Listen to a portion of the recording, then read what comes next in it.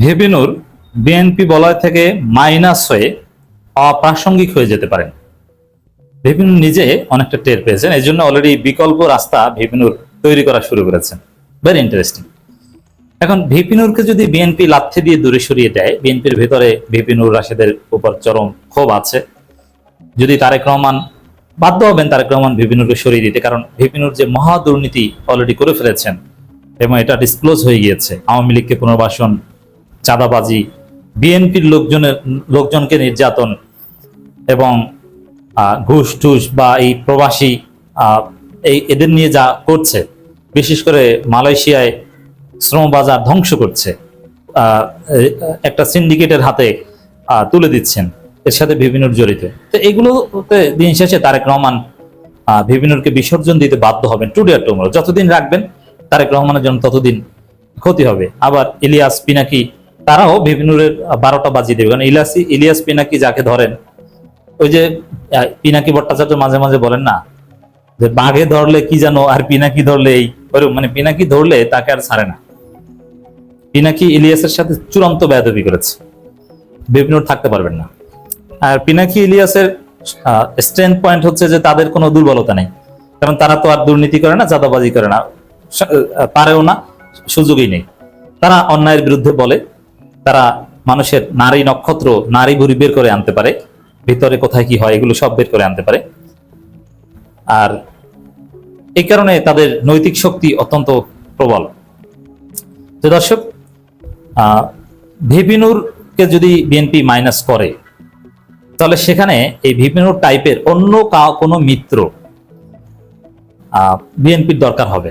ভিপিনুরকে minus করে আর এক VP Mahmudur Rahman মান্নাকে replace করতে পারে, সেই সম্ভাবনা আছে। এমনকি এই যে 6 জন মন্ত্রী শপথ নিয়েছে সর্বশেষ, সেখানে মাহমুদুর রহমান মান্নাকে ঘিরেও আলোচনা হয়েছিল। আলোচনার টেবিলে মাহমুদুর রহমান মান্নার নাম ছিল যে তাকে টেকনোক্র্যাট কোটায় মন্ত্রী বানিয়ে তাকে সরকার তার বলয়ে রাখবে, তাকে সরকারের সমালোচক কিংবা জামাত বলয় কিংবা আলাদা কোনো বলয়ে রাখতে চায় না মাহমুদুর রহমান মান্না। আবার কিছু অতীতের কমিটমেন্ট আছে। মাহমুদুর রহমান মান্না বিএনপির যুগপথের মিত্র, আর বিএনপি বলেছিল যে নির্বাচনে যারা জিততে পারবে না তাদেরকেও আমরা সাথে নিয়ে জাতীয় সরকার গঠন করব। সে জায়গায় মাহমুদুর রহমান মান্নাকে কাছে টানার আর্জেন্সি বিএনপির রয়েছে। আর যদি মাহমুদুর রহমান মান্নাকে কাছে টানেন, তাহলে ভিপি নূরকে বিসর্জন দিবেন। কারণ দেখেন, এই থিওরিটা প্রথমে বুঝতে হবে। আপনি একটা বড় দল, সরকার, আপনি নিজেই অল ইন অল। বিএনপির কথা বলছি, বিএনপি নিজেরাই অল ইন অল। তারা এককভাবে নিরঙ্কুশ সংখ্যাগরিষ্ঠতা নিয়ে ক্ষমতায় এসেছে এবং তারা অনেক বড় শক্তিশালী দল। বাংলাদেশে তাদের ধারে কাছেও এখন কেউ নেই। তো সেখানে তাদের তো ওইভাবে মিত্র প্রয়োজন হয় না, তারপরে তারা মিত্র রাখছে। এখন তাদের প্রয়োজন নাই। এখন এটা দেখেন, যেমন যখন হাসিনার বিরুদ্ধে কথিত যুগপৎ আন্দোলন চলছিল, তখনকার সময় যুগপথের মিত্র যদি একটা কলা গাছ আসতো, তাকেও বিএনপি গুরুত্বের সাথে গ্রহণ করত। যেমন চাখারি নামের এক লোক ছিল, বাবুল চাখারি নাকি, আমার নামটা মনে নেই। সে একটা রাজনৈতিক দোকান খুলে সেই চাখারি খালেদা জিয়ার শাস্তি চেয়েছেন, 21 আগস্ট গ্রেনেড হামলায় তারেক রহমানের বিচার চেয়েছেন, বাবুল চাখারি বা এরকম কিছু। সেই লোক একটা রাজনৈতিক দোকান খুলে বিএনপির যুগপথের গুরুত্বপূর্ণ মিত্র, একদম মির্জা ফখরুলদের পাশে বসেন। যে এরকম আরো নাম সর্বস্ব অনেক দল তখনকার যুগপথ আন্দোলনে ছিল, যাদের কোনো অস্তিত্ব ছিল না। এর মানে কলা গাছও যদি বলতো যে আমি যুগপথে আসি, বিএনপি তখন গ্রহণ করতে হতো। তখনকার সিচুয়েশন ছিল এরকম। আর এখন বিএনপি ক্ষমতায়, সরকার, এখন তো আর এই কলা গাছ মিত্রকে রাখবেন। এখন বিএনপি তাদের ওইসব মিত্রকেই রাখবে যারা প্রোডাক্টিভ, যারা কিছু করতে পারে, যাদের মাধ্যমে বিএনপির উপকার হয়। আর যারা বোঝা, এখন তো বোঝা রাখার প্রশ্নে আসে না।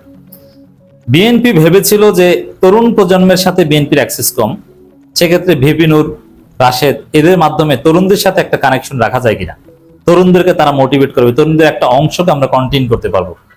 এই চিন্তা থেকে ভিপি নূর, রাশেদদের অতি সুবিধা দিয়ে দলে রেখেছে, সরকারে রেখেছে বিএনপি। কিন্তু দেখা গেল যে এই মুহূর্তে ভিপি নূর কিংবা রাশেদ, এদের কোনো তাসির তরুণ প্রজন্মের উপর নাই। তরুণদের মধ্যে সামান্যতম ক্রেজ ভিপি নূর এবং রাশেদকে নিয়ে নাই। নাসিরউদ্দিন পাটোয়ারিকে নিয়ে আছে, নাহিদ হাসনাতদের নিয়ে আছে। আপনি দেখেন তো, আমি চ্যালেঞ্জ দিয়ে বললাম, একজন তরুণ দেখান তো যে ভিপি নূরের মন্ত্রিত্ব দেখে, রাশেদের সচিবগিরি দেখে এনসিপি গণ অধিকার পরিষদে জয়েন করেছে অথবা বিএনপির প্রতি একটু অ্যাট্রাক্ট ফিল করছে, দেখাতে পারবে না। মানে কোন তরুণ ভিপি নূরকে আইডল মনে করে না, একজনও না। রাশেদকে আইডল মনে করে না, সবাই ভিপি নূর রাশেদকে নিয়ে ট্রল করে এবং চেতায়। তো এতে বিএনপি যে কারণে রাশেদ নূরকে অতি সুবিধা দিয়ে নিজ দলের ত্যাগী নেতাদের বঞ্চিত করে তাদেরকে এমপি মন্ত্রী বানিয়েছে, সচিব বানিয়েছে, কোনো আউটপুট তো পাচ্ছে না। লাভ কি? আগামী নির্বাচনে নূরদের ভোট এবার যা ছিল, সামনে ব্যক্তি ভিপি নূর বাদে গণ অধিকার পরিষদের আলাদা কোনো আকর্ষণ নেই। তার ব্যক্তি ভিপি নূরের অবস্থাও 12টা, আবার দুর্নীতি করেছে। আবার গণ অধিকার পরিষদের সক্ষমতা কি, এটা 12 ফেব্রুয়ারি নির্বাচনকে কেন্দ্র করে বিএনপিরও জানা ছিল না, কিন্তু এবার তো জানা হয়ে গেছে যে কেউ নেই। দেখেন এনসিপি গণ অধিকার পরিষদের কোনো নেতা নেই। ভিপি নূর বাদ দিলে দ্বিতীয় কাউকে আপনি চেনেন? এক ফারুককে চেনেন, আবার ফারুকের যে আদর্শ তা আবার গণ অধিকার পরিষদের সাথে যায় না। তো দর্শক, এই পরিস্থিতিতে ভিপি নূরদের প্রয়োজনীয়তা ইউজেস বিএনপির কাছে ফুরিয়ে গেছে। আবার ভিপি নূরের দুর্নীতি, যার ফলে ভিপি নূরকে সরিয়ে দিতে পারেন তারেক রহমান। আর এটা ভিপি নূরেরই টের পেয়েছেন, যার ফলে আওয়ামী লীগ বলয় যে রাজনীতিতে প্রাসঙ্গিক থাকা, যেমন আওয়ামী লীগের কাছে যদি যায়, আওয়ামী লীগ কিন্তু ভিপি নূর, আমতারেক এদেরকে মাথায় তুলে নাচবে। শেখ হাসিনা সকাল সন্ধ্যা ভিপি নূরকে আব্বা ডাকবে। ভিপি নূর শেখ হাসিনাকে মা ডেকেছিল না, রাশেদ মা ডেকেছিল। এখন যদি ভিপি নূরেরা, তাদের কোনো গ্রহণযোগ্যতা থাকবে না থাক, তারা যদি আওয়ামী বলয় যায়, তাহলে শেখ হাসিনা এখন তাদেরকে আব্বা ডাকবে। It's true. তো এই কারণে অলরেডি দেখেছেন যে ভিপি নূর আমতারেকের প্রোগ্রামে গেছে, আর আমতারেকের সাথে শেখ হাসিনার যোগাযোগ আছে। আমতারেক সরাসরি আওয়ামী লীগের পক্ষে রাজনীতি করে। ধানমন্ডি 32 প্রথমে ভেঙেছিল আমতারেক, কিন্তু পরবর্তীতে ধানমন্ডি 32-এর জন্য ওরে দরদ আমতারেকের, এবং মুক্তিযুদ্ধ ন্যারেটিভ নিয়ে রাজনীতি করে। আবার ভিপি নূর দেখেন ইদানিং ফজলুর রহমান ওরফে ফজু পাগলা, তার রেফারেন্স দিয়ে কথা বলে, যারা বীর মুক্তিযোদ্ধা ফজলুর রহমান এটা বলেছেন, আপনারা কি মনে করেন? এভাবে ফেসবুকে পোস্ট দেয়।